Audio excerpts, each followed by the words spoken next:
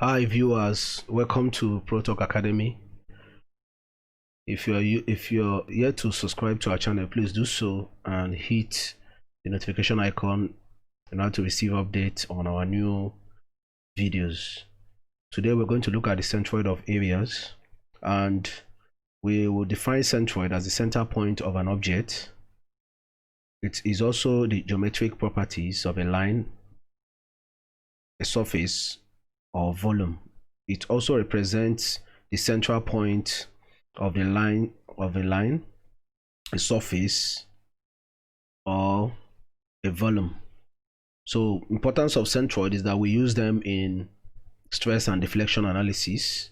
Then we can also use them in the design of mechanical structures, and also in studying the center of gravity and moment of inertia in engineering. So we're going to illustrate that with an example. So here we have a diagram of a shape. We have a shape here with dimensions. We can see the dimension of the shape. For us to find the centroid of this shape, we will need to subdivide it into smaller shapes, or call it sub-shapes. So we can use lines. Pick up a line, we can use red dots. We can divide this into, have the first shape, trace out a triangle, trace out the second one, which is a rectangle, and trace out the third and the fourth one. So we can call this the first one, call this one the second one, the second shape, call this one the third shape, and we'll call this one the fourth shape. If we want to reduce or simplify the number of shapes we are dealing with, what we need to do is we can have 3 shapes instead. And how do we do that?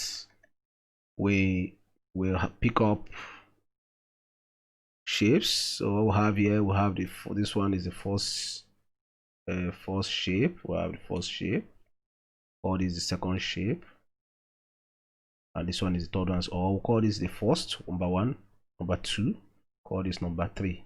So, and here, picking up these shapes, we can also draw out, let's plot our table of values. Here we'll have, let's use green. We'll have this first one, we'll call this one the shapes. Here we'll have the area, call this the area. We'll just draw out something like this. Well, the first one will be the area, then the second one is x, the third one is area by x, the fourth one is y, and the last one is the y by x. So in order to make this more neater, we can make this neater. It's curved, so let's make it straight. So making it straight, all we need to do, let's redraw it to make it straight. So we'll have something like this. Okay, so this is a bit better. We'll have something like this. So it's okay, without wasting much time. So we start with writing out what we have here. We're supposed to have, because this is our x-axis, call this x-axis, and we'll call this the y-axis. So if this is the y-axis and this is our x-axis, this is the x-axis. So here we are going to have items or shapes. We'll call these shapes, our shapes, and we'll call this area. This is our area in cure, and this is our x. This is our cure x, product of the area and x. Then this is our y. This is our cure y, product of the cure, the area and the y.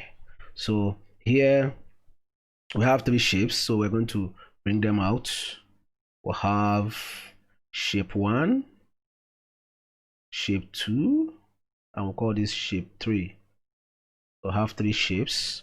In order to make it lighter for us or make it more distinct, so let's split this is for the first shape, this is for the second shape, and this line is for the third shape, and this is for total. So what do we do? Next thing we need to do is to pick up, let's start calculating the area of the various shapes. So the first one, what we'll have here is a rectangle. We have a small rectangle. Let's do a small rectangle. As this dimension is 9, from here to here is 9. From this point to this point is 2. Write out 2. So the area will be equal to length times the breadth, which is equal to 9 by our 2, which is equal to 18. So we'll come here and write 18. So the area of the first shape is 18. The second area we write out the second area, which is area to the shape 2. This one is shape 1. On shape 2, we have another rectangle, but in this case the rectangle is between here and here, which is between this point and this point, which is 9 and 3. The difference is 6 between this point to this point, which is 4 minus 2. The difference is 4 minus 2 is 2. So the area of this particular shape is equal to, we have 6 by 2, which is equal to 12. So 6 by 2 is 12. So the third area is what we are looking at, which is a triangle. And for the triangle we are having here something of this nature. Triangle. Okay, so I have a triangle. So for this triangle, our height is between this point and this point, which is 7 minus 4, which is 3. I have 3, and our base still remain the same, between 9 and 6 and 3, between 9 and 3. Difference between 9 and 3, which is 9 minus 3, we have 6. So write down 6. So our area here is something as half base times height, and this is equal to half of the base is 6 times 6 times the height, which is 3. This will be equal to 2 divided by 6 is 6 divided by 2 is 3. 3 times 3 is 9. This is equal to 9. So here we have our area as the second area we calculated is 12. We have 12, and we have this, which is 9. So next we are going to look at x. What is the centroid along the x-axis of each shape? That is what we are looking at. This is x-axis and this is y. This portion is the y-axis. So along this x-axis, the centroid is L over 2. So for the first one, it is L over 2, and our L in this case is 9, total of 9 over 2, which is 4.5. So it is going to be L over 2, which is equal to 9 over 2, and it's still equal to what? Is equal to 4.5. So have 4.5 because this is 9 over 2. So the next thing we have to consider is the second one. So we'll make it more eligible. Let's write it as we've seen how we obtained the 4.5. So we'll put 4.5 here. So these are 4.5. So the second one is the second area, its own centroid is L over 2. We have 6 over 2. Its own centroid is 6 over 2 plus 6 over 2 plus the balance of what we have here, which is 3. 6 over 2 plus 3, which is 6 over 2 is 3 plus 3, which is equal to 6. So centroid here is to have 6. So for the third one, what we have here is we have a triangle. So the triangle here, we have the overall height here, which is h3, is difference between 7 and 4, which is 3. So here is supposed to be 3, and here is supposed to be 6 also. From here to here is 6. So along this x-axis, what we're having here is we are supposed to consider the centroid, which is at this point. So this is L over 3 from here. Is L over 3 from here, and it is 2L over 3 from here. So from this point is L over 3, from this point is 2L over 3. So we are considering this point from here, and we're going to add it with the balance of what we have here. So 2L over 3, and our L is 6 because it's 9 minus 3, which is 6. So if we have 6, it means we are going to consider L as 6. So we have 2L over 3 plus the balance of what we have here, which is 3, and our L is 6. So we have 2 times 6 over 3 plus 3. So 2 times 6 is 12. 12 divided by 3 is 4. 4 plus 3 is 7. So we come here and write 7. So we now consider y along y-axis. Along y-axis, the first shape we have here is, here we have L over 3. Can easily write that this one is L over 3 or H over 3, which if we're using height, if we're using L here, we're going to use H here. So for the first shape, we have the distance along y-axis. We have H over 2, which is equal to 2 over 2, which is equal to 1. For the first one, we have write 1 here. We have 1 here. We write out 1. So for this one, for the second one, we have this, which is still h2 over 2, h2 over 2, and for h2 over 2, we have h2 over 2 plus the balance. So what we have here is h2 over 2, which is that is h2 plus 2, beg your pardon, not h2 over 2. So what I have here is h2,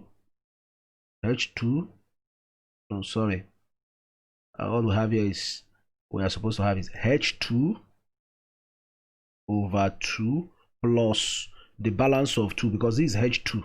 If this is h2, so it's going to be half of it plus the balance of what we have here. So it's going to be 4. H2 is 4 minus 2. So we have 2 over 2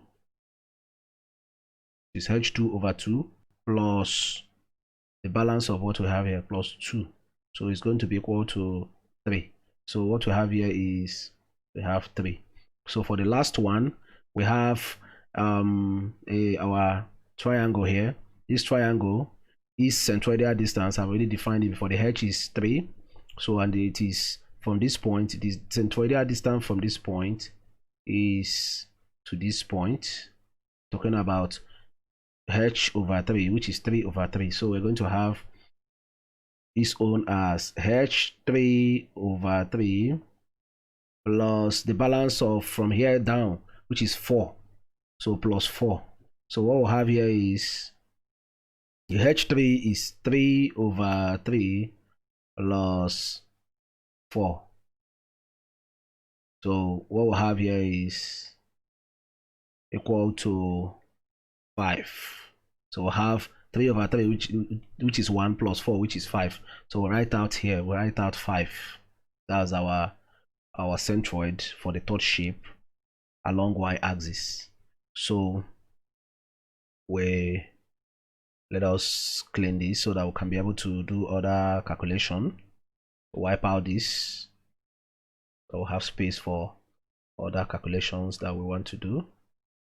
So here we okay, this should be enough. So the next thing we need to consider is we multiply x by q by x, which is the area by the distance along x. So we have 18 by 4.5 we can easily drag a calculator to do that. We drag a calculator to do so. So we do that. So we have a calculator here. Let us do what we want to do. So here we have 18 by 4.5. We have 18 by 4.5. So we say 18.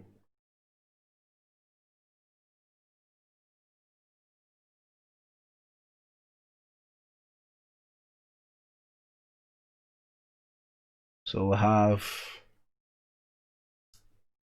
18 by 4.5, 18 by multiply by 4.5 by 4. Let us precise take this calculator where it will be convenient for us to use the 18 by 4.5.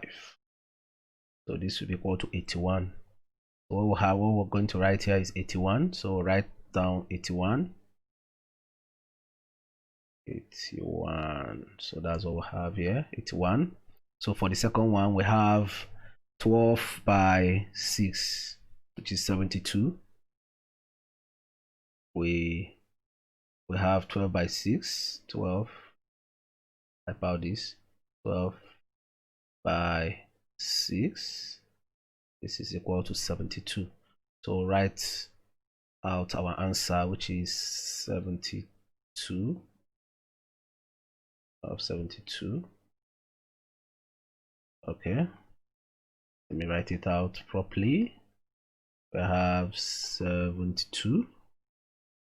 Okay, so the second one is, the last one is 9 by 7, 9 times 7. So can easily do that.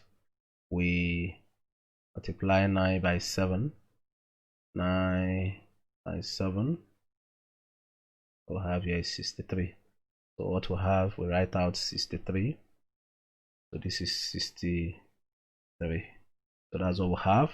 So for the last one, the next thing we need to do is we multiply the area by y. So what we have here is 1 by 18 still remain 18. 1 by 18 is 18. So write out 18. The second one, we have 12 by 3, 12 by 3, which is 36. We have 36. Write out 36. The last one, we have 9 by 5, which is 45. So write out 45. So the next thing we have here is here we have summation of the area, because our x bar will be equal to summation of our area here x over here, while our y bar will be equal to summation of qy over q. So here what we're going to have as our summation, so let's do that. Let's sum the whole of this. The total of this is 30, 39. So write out 39 here. 39. We'll have 39. The total of this very one is 81 plus 72 plus 63. So let us use our calculator for that. We have 81, 72, 81 plus 72 plus 63. So what we have here is 216. We have 81 plus 72 plus 63. We have 216. So what we need to do, we write out our value. We have 216 over our cure, which is 39. So the next one we have here is to sum this, which is sum 18. Sum 18 plus 36 plus 45. So what we have here is 99. So what we have here is a total of 99 over 39. So it means that our x bar will be equal to 216 divided by, we'll have 216 we divide it by 39. This will be equal to 5.54. So what we'll have here is 5.54. So our y bar, we calculate our y bar. This will be equal to 99 by 39. So what we'll have to do is 99 divided by 39. So we have our 99 divided by 39. So this will be equal to 2.54. What we'll have here is 2.54. So we'll write out the answer, which is 2.54. Write it out as 2.54, which is 2.54.